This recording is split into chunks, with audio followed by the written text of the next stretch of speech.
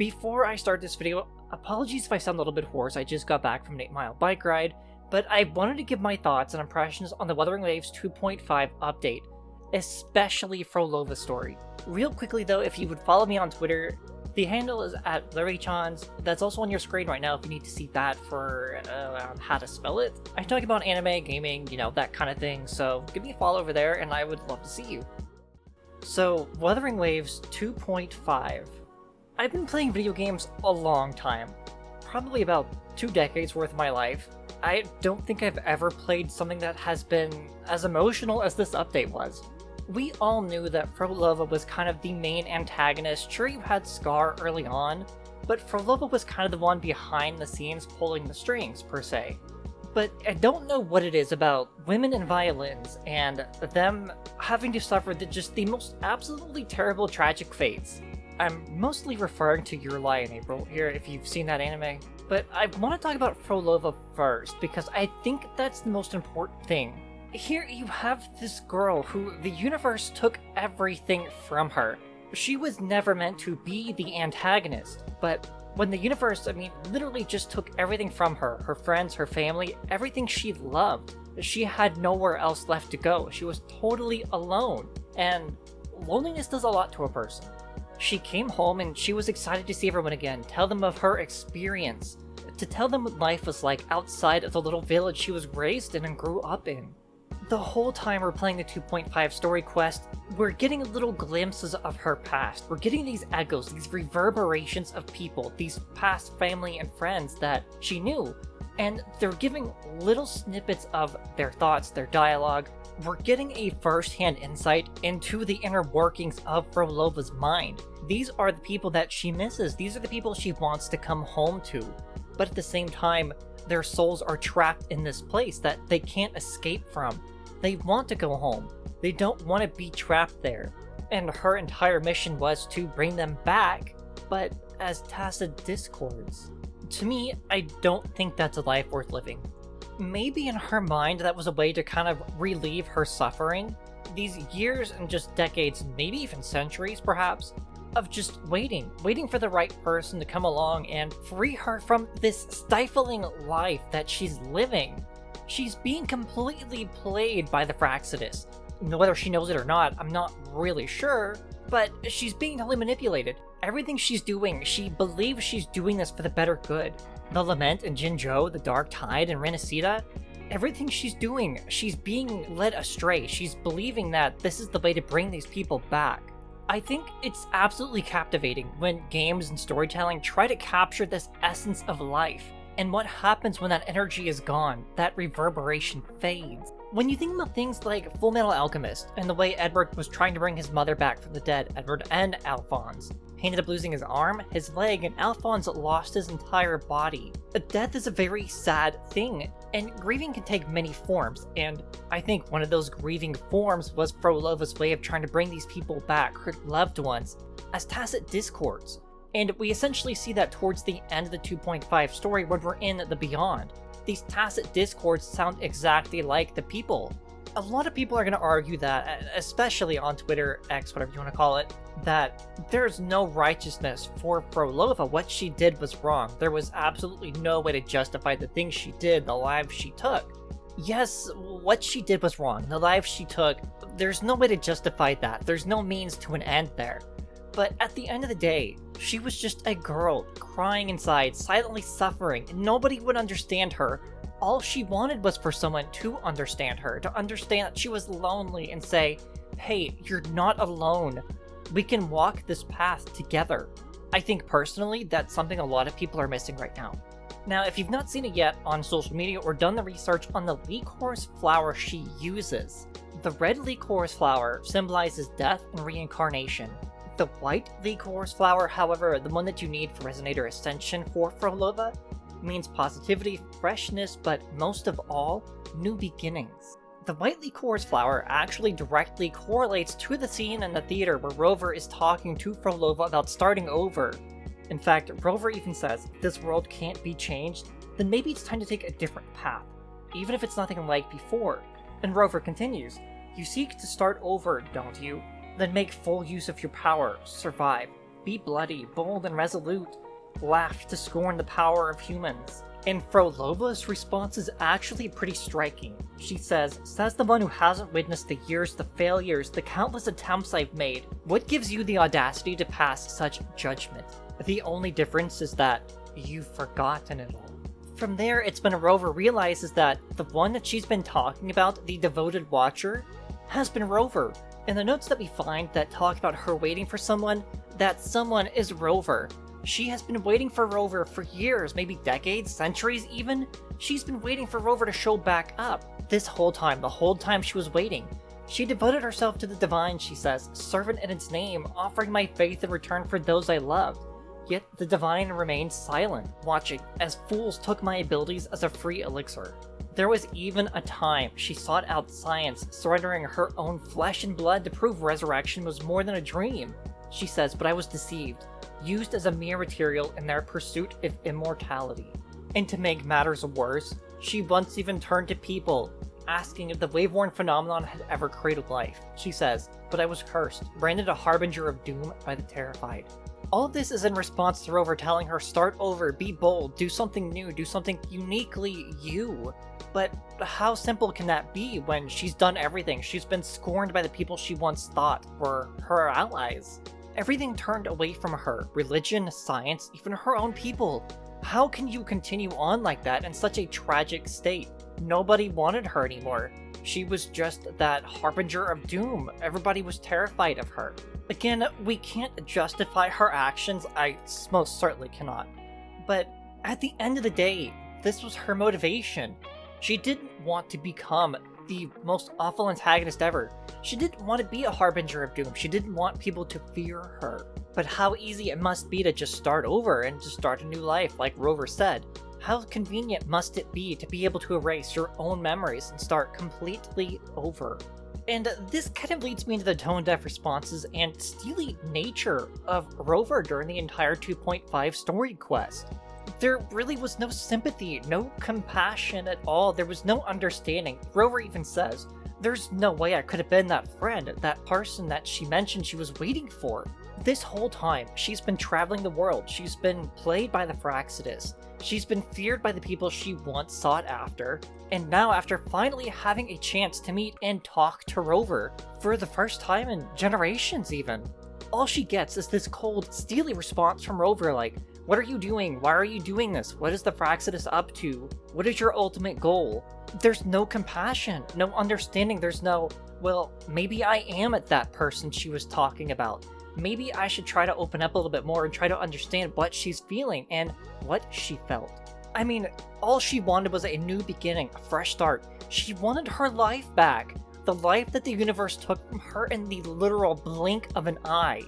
Failure after failure. She eventually gave up. She said, I begged no more. I sought in silence. And this just harkens back to the fact that she wanted someone to understand her. She wanted somebody there with her at her side. That someone could very well have been Rover, but again, the steely responses of Rover just kind of leave a pit in my stomach because it's like, she didn't have to be this awful person in the end. She grows ashamed of herself because she's only half human and half tacit discord. And I think that's another part that the story kind of misses, is the fact that it's never really explained why she becomes part tacit discord, and how that even happened to begin with. What is her relationship with Hecate, and how did that come to be? So, while I think Rover does have some character development here, especially there towards the end when she falls off into the water and she finally gets that relief from that suffering, that stifling life she's been living for so long, and she becomes part of the beyond. The fact remains that Rover didn't attempt to jump in after her. There were no sentiments expressed, no words, nothing. Rover didn't do anything, despite the fact that they were more than likely that person, that friend that she had been waiting for so long. And genuinely, I really don't like this part of the story because I think there could have been more that could have been done, especially once we get access to the Beyond and we're learning more about her life. I just don't see the need for the cold, steely responses from Rover. I really think that could have been handled better. Maybe this is something Kuro was working on for a subsequent patch in the future. I really hope so, because that really left me feeling empty, and I think a lot of people feel the same way. I mean, me personally, I really feel for her. She went through so much that she never deserved. She did not deserve to have a meteor come crashing down, destroy the town, kill everybody in it, and take her loved ones from her. The universe had no right to do that. Why her of all people, and why did she have to become this hateful piece of scorn that nobody wanted anymore? Some tacit discord, some monster, some abomination that nobody even batted an eye at. Nobody gave her a second chance. She had to go through this over and over and over again, and she fails countless times, and all the while she's suffering. She's waiting for somebody to come along and take her by the hand and say, "It's okay, we can walk this path together." And that someone could have been Rover, but that didn't happen. If you listen to the OST, the Phrolova story theme, The Lost Beyond, you have to listen to the whole thing to get the full effect. There is a part of the song that goes, "My dear reverie," and reverie means a state of being pleasantly lost in one's thoughts, a daydream. And that is exactly what the Beyond is. It is her daydream, it is her life, the life that she wants back, but it becomes this twisted thing that never should have been. She should have been able to live the life she wanted. She never should have had the universe just snap its fingers at her and say, "You know what? No more of this. You're gonna have to suffer now." I don't understand that. I really think there needs to be more backstory for that, because while this was a 3-ish hour patch, if you didn't skip anything, and I certainly did not, there just remains the fact that more should have been explained to us. I mean, her entire life to this point has just been this hazy daze. She can't see clearly, she doesn't know really that she's being led on this whole time by the Fraxidus, and that everything she's doing is part of their ultimate plan. The Thermodian, Leviathan, the Dark Tide, the Lament, everything is not of her own. She's being played, and I hate that so much for her because she is such a genuine character. Phrolova did not deserve the fate that she got. She did not deserve to have to suffer like she did. Again, all she wanted was just this life of musicianship. She wanted to be that song, that melody that brought everybody happiness, love, and joy. But she became the elegy to her own song. So that's really mostly why I think Rover's kind of role in this patch update was really lacking. There just was no empathy there at all, and I don't agree with that. I think, and maybe we'll learn more about Rover's identity as we go on, obviously, but I don't think this was the way to treat her. I think there could have been a much better way, especially with that realization that, hey, maybe I'm that friend that she's been waiting on for so long. I understand there's more to Rover's story that none of us know yet, but the fact remains that she could have been treated so much better, that Phrolova did not deserve the life she got. She did not deserve to just sink into the abyss, into these depths, and become part of the Beyond. Maybe in some instance that's fine. She's getting the relief that she finally got, all that suffering. It's over now, she doesn't have to suffer anymore. But as she's floating down, she's sinking into this abyss of just darkness. She looks so sad, she looks so heartbroken and so torn. It's kind of an expression that you get when it's like, everything has been taken from you. There's no going back. There's no starting over. You've come to the realization that you're in a grieving state. There's nothing else that you can do anymore. She is literally crying as she plays the violin for the last time. And she has all these reverberations. These people, her family, her friends, they've all come around her and surrounded her. And they hug her. They understand her grief, her pain, her suffering. They understand all of it. Her tears symbolize the end to a new beginning. She's no longer in a physical form. Now she's become part of the Beyond. She's become something greater than herself. She is finally relieved from her worldly terrestrial duties. She doesn't smile at all, ever, when we see her. But this 2.5 update, this story update for her story, is when we finally see her actually genuinely smile. And it has to be one of the most genuine smiles I think I've ever seen. And as she's fading away and Rover walks away from her, she looks back and she just looks so solemn, like, I really missed the chance to talk to you more, to understand more of you. I miss you, I want to be with you more. And Rover doesn't understand that. Of course, Rover doesn't actually get to see her face just before she disappears. But again, I think that's where Kuro missed really, really hard with this update. And maybe the intention was to just really put us in our feels. After all, this was not a filler patch, this was a feeler patch with 2 E's, feel. At the very end, I think another way to describe her face would be one of longing. One that says, I don't want to leave, I don't want to go. There's more I want to tell you, and there's more I wish I could have done, but I can't because this is the end of my life at this point. I can't be on this planet anymore, I have to go. This is my final performance. There's literally so much to break down, to talk about, to just spend hours on. Even the fact that when she's playing that violin for the very last time, her mouth quivers and that tear runs down her cheek. She is literally feeling emotion for the first time in however long. But I think one final thing I want to get to regarding Phrolova is, think about the time that she sees Rover again for the first time in Jinzhou. Imagine how she feels. She's watching Rover this entire time, but the first time she actually gets to see Rover again is there in Jinzhou, and Rover doesn't even remember her anymore. And the 2 black screens with white text that we get say, once I dreamt that we were dear to each other. I woke to find that we were strangers. Can you even imagine how she feels? She's seeing Rover again for the first time in what is probably centuries, and Rover doesn't even remember her anymore. Rover doesn't know who she is. She's suddenly the bad guy, she's the antagonist, when all she wanted was for Rover, the one person that she believed so strongly in her heart could save her, didn't even know who she was.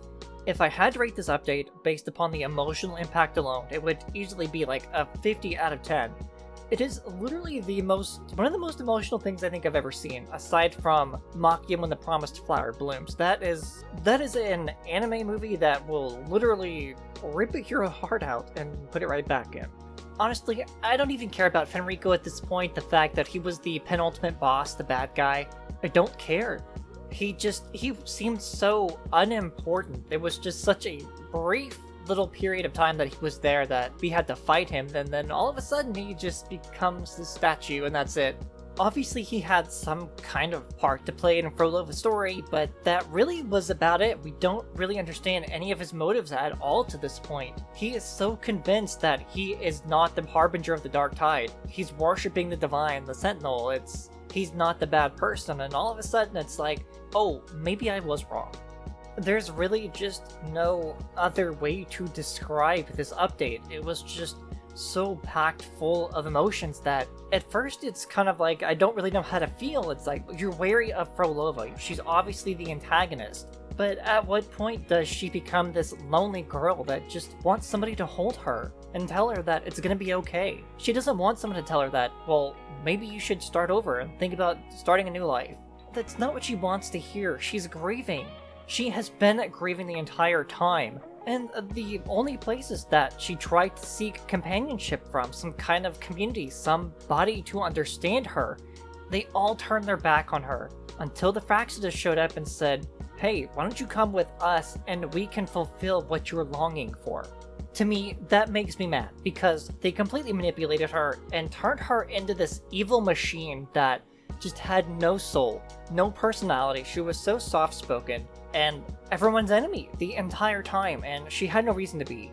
But because she was part of the Fractsidus, she didn't have a choice. She couldn't turn around and right her mistakes. What she had done up to that point was, well, I can't turn around now. I've done this. I have to commit. She didn't deserve that fate. That was not her. That was not her life. She wasn't even living her own life. She was being played like a puppet. She was being strung along the entire time. And really, I guess whether or not she knew it is just so... There's just a level of understanding there that you understand what she's going through. You've grieved before. You can't understand completely because you don't know exactly what it is to lose somebody like that and live your entire life waiting for that one person that you have put your heart in, your faith, your trust, everything. This one person to turn everything around, and now they don't even know you anymore. Everyone is your enemy. You have no friends. You have no allies. The people you think are allies are the ones using you and turning you into this monster that everybody hates. This just horrible amalgamation of just loneliness and sadness, this depression, this anxiety. just overall sense of defeat and longing for that something that you know you can't have, but you're still reaching for anyways. Even at the very end, when the Fraxes show up and they try to recruit her, Rover says, "A shift in melody means a change. That's what you taught me." This whole time, Rover is still trying to get Phrolova to come back to her senses. And she says, "You're truly one to leave mixed emotions." Again, this is just an emotionally tone-deaf response from Rover to a girl that really just wanted a friend, the one person that they thought would be a friend, even after all these years, all this waiting. And again, just to find out that we're not friends. You don't even know me anymore, and I don't know you. So overall, if I had to rate this not based off just an emotional score this time, out of 10, this would be an easy 9 out of 10. My only grievances are with the coldness of the responses of Rover that just lacked emotional depth. This update was truly a work of art. There is nothing more that I can say to it. It was almost perfect. Again, with the just few grievances that I've had. It was an emotional story about a girl who just wanted her life back after the universe took everything from her. Now forced to wander alone, suffering in silence, in a life that she never wanted. She didn't want to be the antagonist. She didn't want to be everyone's enemy. She didn't want to be that monster in everyone's eyes that everybody saw her as. She just wanted her life back. She wanted to love her friends and her family again. She wanted to hold them and hug them tight in her arms. She didn't want to cry melancholic tears. She wanted those tears of happiness back, but those tears were something that she could never get back, and I think she knew that from the very start. I really don't know what's next for this game. I mean, Phrolova was the #1 antagonist. She was the bad guy, the villain. And now that she's gone, I'm not really sure what's gonna fill that void. She was literally the one thing I've been waiting like 7 months for, and after having pulled her and her weapon in like a combined total of 40 pulls, I really don't know what's gonna come next. There's just this giant emotional void that gets left because she was just this lonely, sad girl that just wanted a friend. And she never got that. She couldn't have that. The universe took everything from her and said, "You can't have anything else. You're not getting this back. You were forced to suffer alone. You're going to walk alone. You're going to suffer in silence." I literally don't think that anybody could tell a better story than Kuro Games and Wuthering Waves. There's just so much phenomenal writing in this game. It's incredible. I don't know who writes this game. I don't know who does the scripting and the story. It's literally just the most amazing thing I think I have ever experienced and consumed in terms of media. It's incredible. And honestly, I think Phrolova's story is kind of the peak of that. I don't think you're really getting... I don't know how you get better than that. I mean, I thought Cardathia's story to this point so far was really incredible, but Phrolova, I guarantee her backstory will be the most emotional thing Wuthering Waves has done yet, and I'm pretty sure that nobody would disagree with me. Phrolova's backstory was literally the entire 2.5 update. There is no companion story at this point. She's gone. We'll have to figure out her past through these little fragments of memories that are still left in the beyond. That remaining resonant energy that she still has, still exists in the world. People can hate on Phrolova all they want. I understand that some people are going to view her as a monster because of the actions that she has committed, the things that she has done. Trying to bring the Dark Tide into Renacida, all the people that she has forced to suffer, the lives that she has taken. And I understand that take. We can't understand that take if we don't understand her backstory. We have to understand who she is as a person. She's not some machine. She's not some soulless creature. Everything she wanted was right there, right in the palm of her hand. Everything she wanted was Rover, and she couldn't have Rover. The universe took everything from her and then still managed to take more from her. Took Rover from her, took everything she ever had. But perhaps maybe the most important thing that the universe did take from her was not just her life. It took her dreams. It took her entire future. Everything about Phrolova was symbolic in some way. The red chorus flowers represented her mourning, but the white chorus flowers represented that starting over, that sense of a new beginning, a new life that she knew she could never have, that the universe held right in front of her and said, "You want this, but you can't have this." It literally just doesn't get better than this. The story writing, the storytelling, the actual medium used to tell the story, it's all just 10 out of 10. It doesn't miss, just so good. The 2.5 update should pretty much be the best story out there. It's not your typical boy meets girl or there's some bad thing I had to defeat, there's some evil. It's you're forging a new path, a new life. You're discovering who you are, you're discovering your identity again over for the first time, as if you were being reborn again. And then you have all of these little fragments, everybody knows who you are, except you. These little fragments of life that say, I know you, but you don't know me, all the while still trying to discover your own identity, and you have these people who enter your life. These people that you once knew, like Phrolova, and they become these resonant memories. They used to be someone that you knew, they used to be someone that was important to you, and now they're gone. There's nothing left. 10 out of 10 update, Wuthering Waves, Kuro games. 10 out of 10 update, everybody. Go play this. Stop hesitating, stop waiting to play it. This is literally the best update the game has had so far. If this is the pinnacle storytelling for this game, I'm not sure how it gets better. Aside from Rover's responses, again, my only grievances, really, I don't know how every update just gets better. I don't know how you get better than this. This was emotionally the perfect update. But I think I have talked about it enough. I'll talk about it more on Twitter. I'll kind of give more of my responses there as I still really think through this update. This was just incredible. I don't know how else to describe it, but I'm going to close things out here. I've been talking long enough and I'm tired, and I just really want to think through this update some more. So thank you all for watching and listening. If you really want to support me, definitely hit subscribe. Check out the anime channel and follow me on Twitter. Thank you again so much, and I will see you all again very soon. And you probably would want to have some tissues next to you when you play this update.